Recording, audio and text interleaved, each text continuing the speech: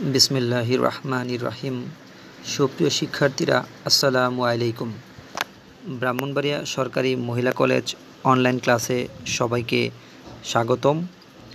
যারা এখন ক্লাসটি দেখছো তাদেরকে জানাই আন্তরিক অভিনন্দন।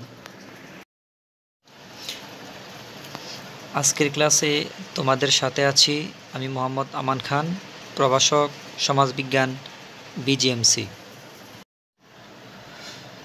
আজকে আমরা আলোচনা করব অনার্স প্রথম বর্ষের সামাজিক ইতিহাস ও বিশ্ব সভ্যতা কোর্সের দ্বিতীয় অধ্যায়ের মর্গানের দৃষ্টিতে সমাজ বিবর্তনের পর্যায়সমূহ।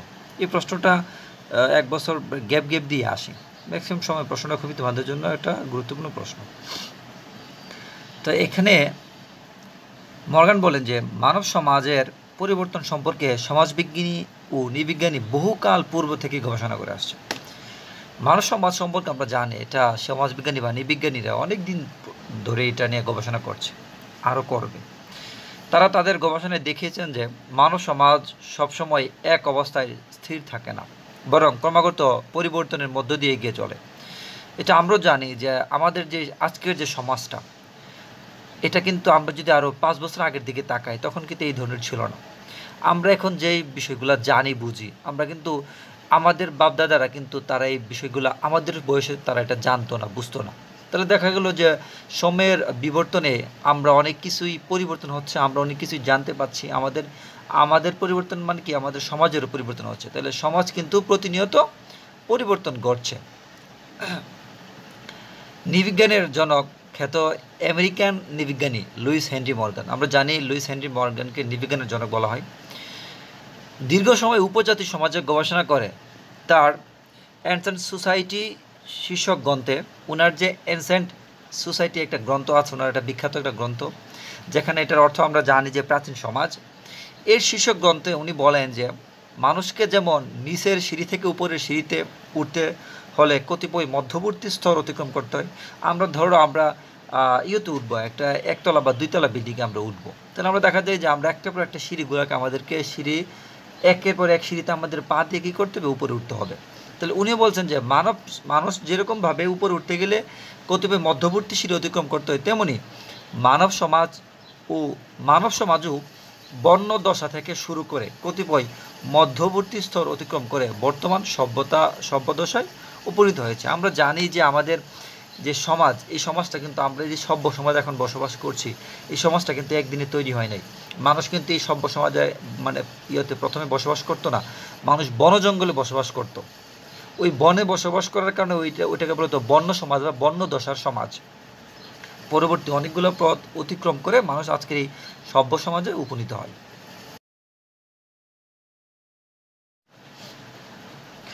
বৈজ্ঞানিক গবেষণা বা অনুসন্ধানের মাধ্যমে জানা যায় যে মানবজাতি প্রকৃতির প্রতিকূল পরিবেশে একেবারে নগণ্য অসহায় অবস্থায় জীবনযাপন শুরু করেছিল। বৈজ্ঞানিক গবেষণায় বা অনুসন্ধানে আমরা জানতে পারি যে মানবজাতি প্রথম যে বসবাস করত, তখন মানুষ প্রকৃতির প্রতিকূল পরিবেশে, প্রকৃতির এমন অবস্থায় ছিল যে বন জঙ্গলে দেখা গেছে যে তাদের উপরে কোনো হিংস্র জন্তু যদি আক্রমণ করতো, তখন দেখা যেত যে তারা কিন্তু তখন অনেকেই মারা যাইত। কিংবা প্রকৃতির কোনো ধরনের ঝড় তুফান ঘূর্ণিঝড় এগুলো হইলে তাদেরকে আত্মরক্ষার যে কৌশলটা তারা তখন কিন্তু জানতো না। তারা খুবই নগণ্য এবং অসহায় অবস্থায় জীবনযাপন করত। তারপর ভাষার মাধ্যমে মানুষ একে অপরের সাথে ভাবের আদান প্রদানে সক্ষম হয়। আমরা জানি আমাদের মনের ভাব যেন আমরা কারোর সাথে প্রকাশ করতে চাই। ধরো আজকের ক্লাসটাই আমি তোমাদেরকে যে ক্লাসটা করতেছি, এটা কিন্তু আমি এই ভাষার কারণে আমি কিন্তু তোমাদেরকে ক্লাসটা বোঝানোর চেষ্টা করতেছি। তাহলে দেখা যায় যে মনের ভাবটা প্রকাশ করতে গেলেও ভাষাই একমাত্র পন্থা। তো দেখা গেছে যে এই ভাষার মাধ্যমে তারা মনের ভাব প্রকাশ করে তারা সক্ষম হয় এবং দৈনন্দিন অভিজ্ঞতা সংগ্রহ করে। তারা প্রতিনিয়ত যে অভিজ্ঞতাগুলো সংগ্রহ করে। ধরো আজকে হঠাৎ একটা জন্তু আক্রমণ করলো, দেখা গেলো একজনকে মেরে ফেললো, তখন কিন্তু তাদের সবার একটা অভিজ্ঞতা হইলো যে আমাদেরকে জন্তু যে কোনো সময় আমাদের আক্রমণ করতে পারে, আমাদেরকে পরবর্তীকে জন্তুকে কীভাবে প্রোটেক্ট করা যায়, জন্তুকে কীভাবে প্রতিহত করা যায়, আমাদেরকে এই পদ্ধতি অবলম্বন করতে হবে। তাহলে দেখা গেলো যে তাদের কিন্তু এখানে একটা প্রতিনিয়ত প্রতিটা কাজে কাজে তাদের একটা অভিজ্ঞতা হইল। দেখা গেছে তারা অনেক সময় অনেক ধরনের বিষাক্ত গাছের ফলমূল খাইছে, যে কোনো অনেক সময় মারা গেছে, তারা কিন্তু পরবর্তীতে ওই গাছের ফলমূল তারা আর সংগ্রহ করে নাই। তাহলে তাদের কিন্তু একটা ওইখানে তাদের কিন্তু একটা অভিজ্ঞতা হয়েছে। তাহলে প্রতিনিয়ত তাদের একটা অভিজ্ঞতা সংগ্রহ করে এবং ক্রমাগত পরিবর্তনের মধ্য দিয়ে সভ্যতার দিকে অগ্রসর হয়। এই অভিজ্ঞতার মাধ্যমে এবং ক্রমাগত পরিবর্তনের মাধ্যমে কিন্তু তারা একের পর এক এই সভ্য সমাজের দিকে বা সভ্যতার দিকে অগ্রসর হয়। এ প্রসঙ্গে মর্গান বলেন, মানব সমাজ বিকাশ ও অগ্রগতির মূলে জ্ঞান বিজ্ঞানের আবিষ্কার ও উৎপাদন পদ্ধতি সক্রিয় ভূমিকা পালন করে। উনি বলেন যে মানব সমাজ যে বিকাশ বা অগ্রগতি মানে হইল, এটার পেছনে জ্ঞান বিজ্ঞানের আবিষ্কার, মানুষ বিভিন্নভাবে জ্ঞান অর্জন করলো বা জ্ঞান বিজ্ঞানের আবিষ্কার করতে শুরু করলো, বা উৎপাদন পদ্ধতি, মানুষ বিভিন্ন কিছু উৎপাদন করতে শিখলো, বিভিন্ন খাদ্যদ্রব্য মানুষ উৎপাদন করতে শিখলো। এই যে জ্ঞান বিজ্ঞান অর্জন বা আবিষ্কার এবং উৎপাদনের পদ্ধতির সক্রিয় ভূমিকার কারণে, এই দুইটার সক্রিয় ভূমিকার কারণেই মানুষ কী করলো, সক্রিয় এই ভূমিকা পালন করলো এই মানব সমাজের মানে মানব সভ্যতার বিকাশ বা অগ্রগতির পেছনে এই জ্ঞান বিজ্ঞান আবিষ্কার এবং উৎপাদন পদ্ধতি সক্রিয় ভূমিকা পালন করলো। দেখা গেল মানুষ উৎপাদনের ফলে মানুষ ডে বাই ডে আগায় গেল, সভ্যতাও আগায় গেল, এবং জ্ঞান বিজ্ঞান চর্চার ফলে ডে বাই ডে মানুষ আগায় গেল, পাশাপাশি তাদের সভ্যতাও এগিয়ে গেল। মর্গান তার অ্যানসেন্ট সোসাইটি শীর্ষক গ্রন্থে সংস্কৃতির নতুনত্বর আবিষ্কারের মধ্যে সমাজের স্তরের কথা উল্লেখ করেন। উনি সংস্কৃতিতে নতুনত্ব আবিষ্কার করছে, এর মধ্যে সমাজের স্তরের কথা উনি উল্লেখ করেন ওনার এই গ্রন্থের মধ্যে। ওনার এই যে প্রাচীন সমাজ গ্রন্থে বা এনসেন্ট সোসাইটি নামক গ্রন্থে উনি সংস্কৃতির পাশাপাশি সমাজের স্তরের কথা উল্লেখ করেন। মর্গান সংস্কৃতির উৎপত্তি ও ক্রমবিকাশের ধারা গভীরভাবে পর্যালোচনা করে বলেন যে সংস্কৃতির বিবর্তনের মাধ্যমে পূর্বেকার রূপ থেকে নতুন রূপ লাভ করে। উনি ওনার সংস্কৃতির উৎপত্তি এবং ক্রমবিকাশ নিয়ে মানে গভীরভাবে উনি পর্যালোচনা করে বলেন যে সংস্কৃতি বিবর্তনের মাধ্যমে পূর্বেকার সংস্কৃতি বিবর্তন কি, ধাপে ধাপে যে পরিবর্তনটাকে, এটাকে আমরা কিন্তু বিবর্তন বলি। এই যে বিবর্তনের মাধ্যমে আজকে রূপ লাভ করছেন বা নতুন রূপ লাভ করে, তিনি মানব সমাজের সংস্কৃতির বিবর্তনের কালকে 3 ভাগে ভাগ করেন।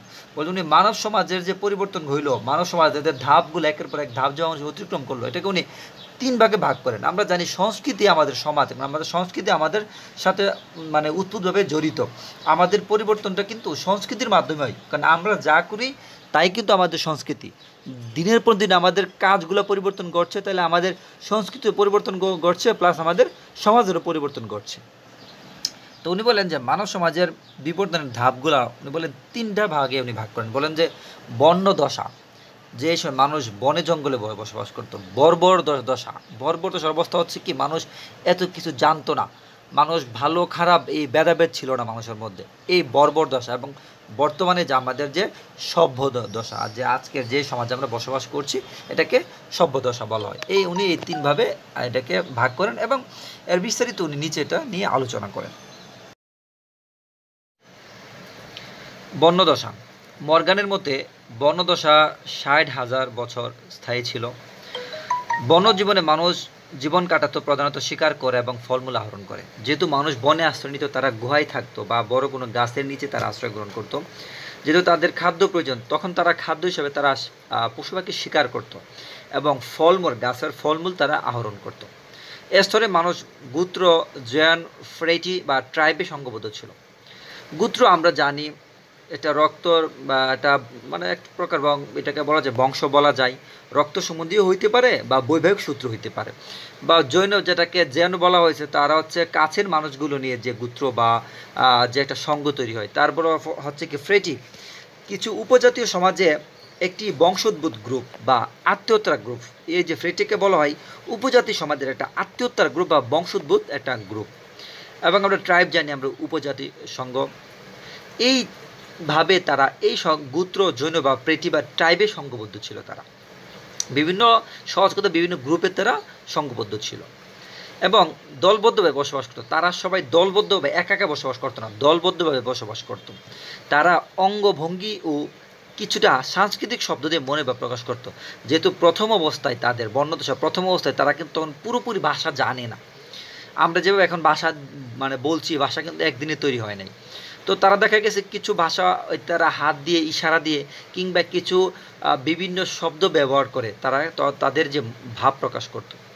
পুরুষ ও স্ত্রী ভেদে সমাজে সংগঠন বা অবাধ যৌনাচারের পর্যায়ে বৈশিষ্ট্য। এখানে পুরুষ ও স্ত্রী ভেদের সমাজ সংগঠন, এখানে পুরুষ এবং স্ত্রী ভেদে পুরুষের একটা সমাজ থাকতো, মানে পুরুষের সমাজ বলতে একই জায়গায় পুরুষরা দেখা যেত বাইরে গিয়ে শিকার করতো, নারীরা ফলমূল সংগ্রহ করতো, এই ধরনের। এবং অবাধ যৌনাচার ছিল, এখানে কিন্তু কোনো স্বামী স্ত্রী নির্দিষ্ট কেউ এইরকম ছিল না। তারা তাদের শারীরিক চাহিদার জন্য পুরুষ বা নারী যে কেউ হইলে তারা তাদের এই ধরনের চাহিদা তারা পূরণ করতো। কিন্তু নির্দিষ্ট স্বামী পুরুষ তাদের উল্লেখ ছিল না। একেবারেই আদিম অবস্থা থেকে মাটির পাত্র তৈরি করতে শেখার পূর্ব পর্যন্ত সময়কে বর্ণাবস্থার কাল বলে গণ্য করা হয়। এই যে বর্ণাবস্থার সময়টা বা বর্ণদশাটাকে, এটাকে বলা হয়েছে আদিম অবস্থা থেকে মাটির পাত্র তৈরি পর্যন্ত। মাটির পাত্র যখন থেকে মানুষ তৈরি করতে শিখলো, তখন থেকে বর্ণদশা যে একটা যুগ, এই যুগটা কি অবসান ঘটল। মর্গান এ অবস্থায় সমাজের উদাহরণ হিসাবে অস্ট্রেলিয়া এবং পলিনেশিয়া আদিবাসীদের সমাজ এবং কলম্বিয়া উপত্যকা, আমরা জানি অস্ট্রেলিয়া এবং পলিনেশিয়া পৃথিবীর পূর্ব প্রান্তে, এবং উনি বলছেন যে কলম্বিয়া আমরা জানি যে দক্ষিণ আমেরিকার একটা দেশ। কলম্বিয়া উপত্যকা এবং হাডসন বা টেরিটরি অর্থ একটা অঞ্চল বোঝায়, এই অধিবাসীদের কথা উল্লেখ করেন। মর্গান বর্ণদশাকে আরও 3টি পর্যায়, এই বর্ণদশার উদাহরণ দিতে গিয়ে উনি অস্ট্রেলীয়, পলিনেশীয় এবং কলম্বীয় এবং হাডসন টেরিটরি অঞ্চলের অধিবাসীদের কথা উনি উল্লেখ করেন। মর্গান বর্ণদশাকে আবারও 3টি উপপর্যায়ে উনি ভাগ করেন: বর্ণাবস্থার নিম্ন পর্যায়, বর্ণাবস্থার মধ্য পর্যায় এবং বর্ণাবস্থার উচ্চ পর্যায়। বর্ণাবস্থার নিম্ন পর্যায়, এ পর্যায়ে মানুষ ছিল অরণ্যচারী বা পর্বতবাসী। অরণ্যচারী আমরা যা বলতে বুঝি, যেখানে গাছগাছালি লতা পাতা আছে, এই জায়গায় অরণ্য যে জায়গাগুলোতে আছে, যে মানুষ ওই জায়গায় বসবাস করে বিধে মানুষকে বলে কি অরণ্যচারী। এবং পর্বতবাসী, যেহেতু মানুষ পর্বতের আশেপাশে এবং পর্বতের মধ্যে বসবাস করতো, এই কারণে মানুষকে বলা হচ্ছে, ওই সময় মানুষকে বলা হচ্ছে কি পর্বতবাসী। ফলমূল ছিল তাদের প্রধান খাদ্য। ফলমূল ছিল তাদের মানে প্রধান খাদ্য ওই সময়টায়, মানে এই বর্ণাবস্থার নিম্ন পর্যায়ে। এ পর্যায়ে সবচেয়ে বড় কৃতিত্ব হচ্ছে স্পষ্টভাবে উচ্চারিত ভাষার উৎপত্তি। এ পর্যায়ে এসে মানুষ একদম ভাষাটাকে স্পষ্টভাবে উচ্চারণ করতে শিখে। মনের ভাব প্রকাশ করার জন্য যে ভাষাটা প্রয়োজনীয়, ভাষাটাকে মানুষ ক্লিয়ার উচ্চারণ করতে বা স্পষ্টভাবে উচ্চারণ করতে শিখে। হয়তো আগে সেটাকে আওয়াজের মাধ্যমে সেটাকে বলতো। আমরা অনেক জীবজন্তুর যে শব্দগুলো শুনি, এগুলোর কিন্তু অর্থ নেই, তাই এগুলোকে বলা হয় আওয়াজ। ওই আওয়াজের মাধ্যমে মানুষ অনেক সময় মনের ভাব মানে প্রকাশ করত, কিন্তু এই পর্যায়ে এসে স্পষ্টভাবে কথা বলতে শিখছে, স্পষ্টভাবে উচ্চারিত শব্দগুলো উচ্চারিত করতে শিখছে মানুষ। ঐতিহাসিক যুগে যেমন জনসমাজের সাক্ষাৎ পাওয়া যায়, আমরা যখন ঐতিহাসিক যুগে আমরা খোঁজ করি, তখন কিন্তু জনসমাজের সাক্ষাৎ বা উপস্থিতি পাওয়া যায়। তাদের মধ্যে কোথাও এ আদিম পর্যায়ের সাক্ষাৎ পাওয়া যায়নি। ঐতিহাসিক সমাজে যে আমরা আমাদের ইতিহাস বা ঐতিহাসিক যে গ্রন্থগুলো আছে, এগুলোতে আদিম সমাজের কোনো স্পষ্ট কোনো আলোচনা পাওয়া যায়নি। যদিও এ পর্ব সম্ভবত 1000 বছর ধরে চলছে, এটার কোনো স্পষ্ট কারণ আমরা জানি ইতিহাসের যুগ কাকে বলে। যখন থেকেই হস্তলিখিত মানুষ লিখতে শুরু করলো, তখন থেকে কিন্তু ওই সময়ের ঘটনাগুলো মানুষ লেখা শুরু করলো, এবং এই লেখার মাধ্যমে এই যুগটাকে মানুষ ঐতিহাসিক যুগ বলা শুরু করলো। ঐতিহাসিক যুগটাই কিন্তু শুরু হয়েছে লেখার মাধ্যমে। এর আগে কিন্তু লেখা ছিল না, তখন কি ঘটতো মানুষ কিন্তু সেটা জানতো না। এই কারণে উনি বলছেন যে এই যুগটা প্রায় 1000 বছর ধরে চলছে, তবু এর অস্তিত্ব কোনো প্রত্যক্ষ প্রমাণ নেই। এই যে মানুষ লিখে কোথাও রাখতে পারছে না, এই কারণে এটার কোনো প্রমাণ নেই। কিন্তু যখনই আমরা পশ্চাৎ জগৎ থেকে মানুষের উৎপত্তি মেনে নেই, যখনই আমরা মানতে শুরু করি যে মানুষ আদিম যুগ থেকে মানুষের জন্ম, তখনই এমন একটি উৎক্রমণ স্তর মেনে নেওয়া অপরিহার্য হয়ে পড়ে। আমরা যখনই মেনে নিব যে মানুষ আদিকাল থেকে মানুষ ছিল, আদিকালই মানুষের জন্ম, তখন কিন্তু আমরা এরকম একটা বর্ণাবস্থা নিম্ন পর্যায়ের যুগটা আমরা মানতে কিন্তু বাধ্য। কারণ মানুষ কিন্তু এই যুগটা অতিক্রম করে কিন্তু আজকের পর্যায়ে আসছে। যদিও এই যুগের স্পষ্ট কোনো লেখা প্রমাণ কোনো ঐতিহাসিক বা কোনো লেখালেখি গ্রন্থের মধ্যে কিন্তু নেই, কারণ আমরা জানি এই যুগটার লিখন পদ্ধতি আবিষ্কারের আগে এই যুগটার অবস্থান ছিল। যেহেতু ছিল, ওই সময় লেখার কোনো যন্ত্র সামগ্রী ছিল না, তাই এই যুগ সম্পর্কে কোনো কিছু লিখে রাখা সম্ভব হয়নি। এই কারণে এই যুগটা সম্পর্কে স্পষ্ট ধারণা পাওয়া যায় না। যেহেতু আমরা মানুষ আদিকাল থেকে আমাদের জন্ম বিচরণ ছিল, এই কারণে আমরা এই যুগটা অতিক্রম করে আসছি, এটা আমরা মানতে বাধ্য, কিংবা এই যুগটা ছিল এটা আমরা মানতে এটা আমাদের জন্য মানা অপরিহার্য হয়ে পড়ে। বর্ণ অবস্থার মধ্য পর্যায়, এ পর্যায়ের সূচনা হয়েছে আগুনের প্রয়োগ এবং খাদ্য হিসেবে মাছের ব্যবহারের সাথে সাথে। আগুন উৎপাদন হয় এর আগের স্টেবি বা প্রাচীন যুগে। তো আগুনের যে ব্যবহার, মাছকে পুড়িয়ে আগুনের ব্যবহারটা শুরু হয় প্রথম মাছকে পুড়িয়ে মানে খাওয়ার মাধ্যমে। তো আগুনের ব্যবহারের ফলে খাদ্য হিসেবে মাছ আহরণের যোগ্য হয়। আগে মানুষ কী করতো, পশু পাখি যে শিকার করতো, এটা তাদের মাংসটা তারা কাঁচাই খাইতো। কিন্তু তুমি দেখা যায় তুমি একটা গরুর মাংস বা যে মাংসগুলি আমরা খাই, যেগুলো আমরা গরুর মাংস বলো বা মুরগি বলো, তুমি এই কাঁচা মাংসের মধ্যে তুমি যদি চেষ্টা করো, আমার কথাটা আবার তোমরা এটা ভিন্নভাবে নিও না, তুমি কামড় দিতে পারবে, তোমার মানে শখ লাগবে না। কিন্তু তুমি একটা মাছের মধ্যে, একটা কাঁচা মাছের মধ্যে কোনোভাবেই তুমি কামড় দিতে পারবে না। তোমার এটা তো হয়তো তোমার শখ লাগবে কিংবা তোমার বমি হয়ে মানে যাইতে পারে। তাহলে দেখা গেছে মাছটাকে তোমাকে সিদ্ধ করে তোমাকে খাইতে হবে। তো ওই সময় তারা যেহেতু পশু শিকার করতো বা পাখি শিকার করতো, তাদের মাংস তারা আগুন ছাড়াই তারা এমনিতেই কাঁচা খাইতে পারতো। কিন্তু মাছ কিন্তু কাঁচা খাওয়া সম্ভব না, কারণ বিষটা এটা গন্ধ করে। তো এই ক্ষেত্রে দেখা গেলো তারা আগুন দিয়ে মাছটাকে পুড়িয়ে দেখা গেলো মাছটা খাদ্যের উপযোগী হয়ে গেল। তাহলে তারা প্রথম অবস্থায় আগুনটাকে কোথায় প্রয়োগ করছে? মাছকে খাদ্য হিসেবে তৈরি করতে গিয়ে। আগুন ব্যবহারের ফলে মাছ নতুন খাদ্য হলো, যেহেতু তারা আগে মাছকে খাইতো না, কিন্তু আগুন ব্যবহারের ফলে মাছকে তারা নতুন খাদ্য হিসেবে তারা গ্রহণ করলো। এই নতুন খাদ্য মানুষকে জলবায়ু বা স্থানীয় গণ্ডি থেকে মুক্ত করলো।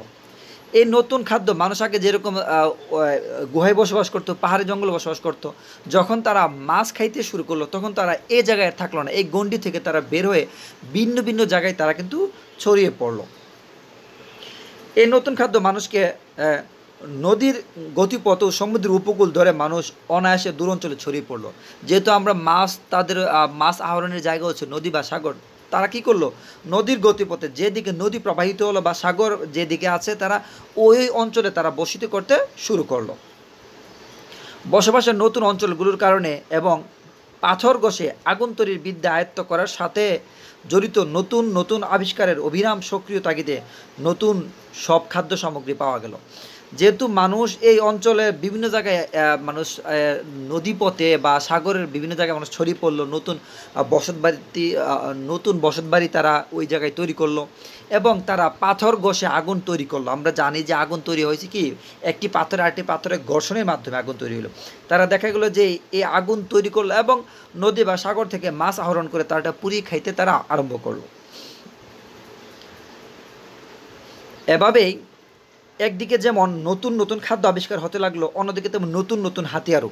যেহেতু তারা এই নতুন নতুন খাবার আবিষ্কার করতে শুরু করলো, বিভিন্নভাবে বিভিন্ন খাবার, মাছ তো আর এক ধরনের না, ভিন্ন ধরনের মাছ আছে এবং তারা শুধু মাছ এবং বিভিন্ন শিকারের পশু পাখি পাশাপাশি অন্যান্য খাদ্য যেগুলো তারা যেগুলো আহরণ করে, এগুলো তারা দেখালো ভিন্ন ধরনের খাদ্য কিন্তু তারা খাচ্ছে এবং ভিন্ন ধরনের খাদ্যের জন্য তারা দেখালো নতুন নতুন হাতিয়ার তারা আবিষ্কার করলো বা তারা এই নতুন নতুন হাতিয়ার তারা তৈরি করলো। কিন্তু তবু মাঝে মধ্যে খাদ্যের অনিশ্চয়তা দেখা যেত এবং এই অনিশ্চয়তার ফলেই অনেকে মনে করেন এ সময় নরমাংস ভোজন উদ্ভব হয়েছে এবং তা অনেক দিন ধরে চলতে থাকে। যেহেতু তারা এই যে খাদ্যগুলো আহরণ করতো, তারা কিন্তু দেখা গেছে যে এক জায়গাতে মাছ শিকার করলো, হয়তো ওই জায়গায় তারা কিন্তু একসময় দেখা গেলো মাছ আর এই জায়গায় পাচ্ছে না, কিংবা যে জায়গাতে তারা পশু শিকার করলো বা পাখি শিকার করলো, দেখা গেলো ওই জায়গায় আর পশু পাখি শিকার তারা করতে পারছে না। কিন্তু পেট তো এমন একটা বিষয়, এটাকে খাদ্য দিতে হবে, মানে বেঁচে থাকলে খাদ্য দিতে হবে। তখন তারা দেখতো যে যদি একটা প্রাণী, একটা মানুষ ও মরে পড়ে থাকতো, তখন তারা মানুষের মাংস, নরমাংস তারা ভোজন করা শুরু করলো। কারণ খাদ্য যেহেতু কোনো কিছু নেই, তখন তারা কিন্তু নরমাংস বা মানুষের মাংস তারা খাইতে শুরু করলো। দেখা গেলো একটা মানুষ মারা গেছে, তারা কিন্তু জানে না মানুষকে কীভাবে কবর দিতে হয়, দেখা গেলো এই লাস্টটা উপরই পরে রইলো। দেখা গেলো যে তারা দেখলো যে পশু পাখিরও মাংস আছে, একটা মানুষের দেহ মাংস আছে, তখন তারা দেখা গেলো যে তাদের খাদ্যের কিছু না থাকার কারণে তারা ওই মাংস, নরমাংসই তারা ভোজন করতে শুরু করলো এবং এটা অনেক দিন পর্যন্ত চলতে থাকে।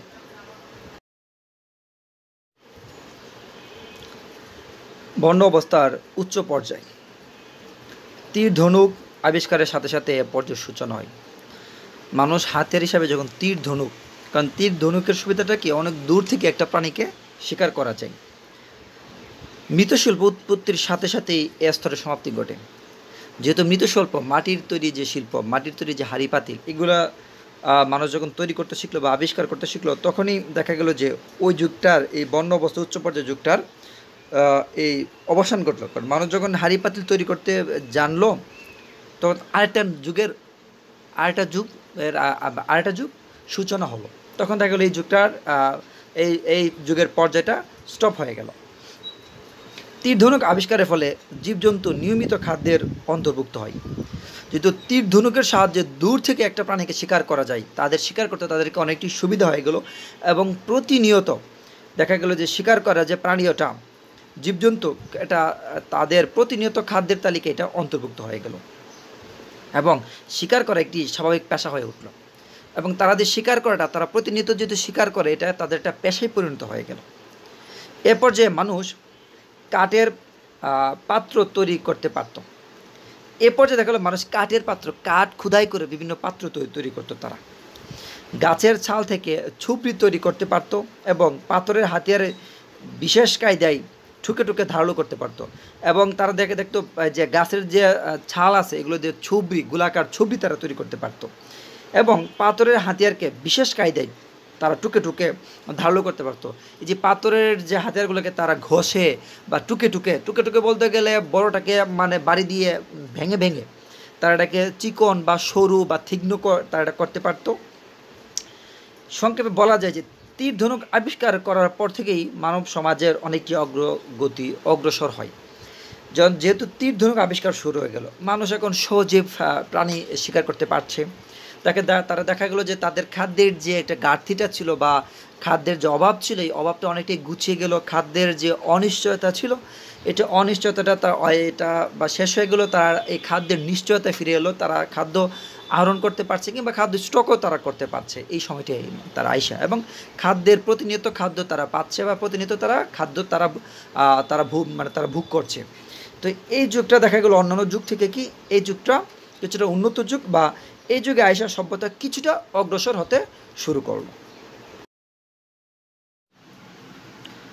আমরা পরবর্তী ক্লাসে মর্গানের দৃষ্টিতে সমাজ বিবর্তনের যে পর্যায়সমূহ, 3টা পর্যায় ছিল, আমরা আজকে কিন্তু একটা পর্যায়ে আলোচনা করেছি, যেটা আমরা বর্ণদশা। পরবর্তীতে আমরা বর্বর দশা এবং সভ্য দশাটা আমরা পরবর্তী আরেকটি ক্লাসে আমরা আলোচনা করব। আমরা একটি ক্লাসে এই এত বড় প্রশ্নটাকে আলোচনা করাটা অনেকটি কষ্টকর, যদিও আমরা তোমাদেরকে যখন আমরা ক্লাস নিতাম, আমাদের যখন কলেজ খোলা ছিল স্বাভাবিক অবস্থায়, স্বাভাবিক পরিবেশে, তখন কিন্তু আমরা দেখা গেলো এই প্রশ্নটা একটা ক্লাসে আমাদের পক্ষে তোমাদেরকে বোঝানোটা সম্ভব ছিল। কিন্তু অনলাইন ক্লাস হওয়ার কারণে দেখা যায় যে তোমরা এই 20-30 মিনিট বা এর ঊর্ধ্বে গেলেই তোমরা ক্লাসটা সেরকমভাবে মনোযোগ সহকারে দেখতে চাও না। এই সুবাদে দেখা যায় যে আমরা ওই ক্লাসটাকে তোমাদের বোঝার সুবিধার্থে আমাদেরকে এই ক্লাসটাকে 1-2টা পর্বের মাধ্যমে ভাগ করে তোমাদেরকে ক্লাসটা আমাদেরকে বোঝাতে হয়। তো এই কারণে আমরা দেখা গেছে আমাদের এই যেহেতু প্রশ্নটা অনেক বড় একটা প্রশ্ন, তাই আমরা এই প্রথম পর্যায়টা বর্ণদশাটা আজকের ক্লাসে আলোচনা করলাম। পরবর্তী ক্লাসে ইনশাল্লাহ আমরা বর্বর দশা এবং সভ্য দশাটা আলোচনা করব। আজকের মতো বিদায় নিচ্ছি। ইনশাল্লাহ আবারও দেখা হবে অন্য আরেকটি ক্লাসে, অন্য কোনো এক সময়। সবাই ভালো থাকবে, সুস্থ থাকবে। যেহেতু করোনা মহামারী ডে বাই ডে এটা সংক্রমণ বাড়ছে, তো আমাদের জন্য বা আমাদের পরিবারের সবার সুস্থতার জন্য আমাদেরকে সরকার নির্দেশিত যে নিয়মগুলো আছে, বা সরকার আমাদের যে ভাবে আমাদেরকে চলতে বলছে, যে নির্দেশনা আমাদেরকে প্রদান করেছে, আমরা এই নির্দেশনাগুলো মেনে চলব, আমরাও ভালো থাকব এবং পরিবারকে ভালো রাখব। এই প্রত্যাশায় আজকের মতো বিদায় নিচ্ছি। আল্লাহ হাফেজ।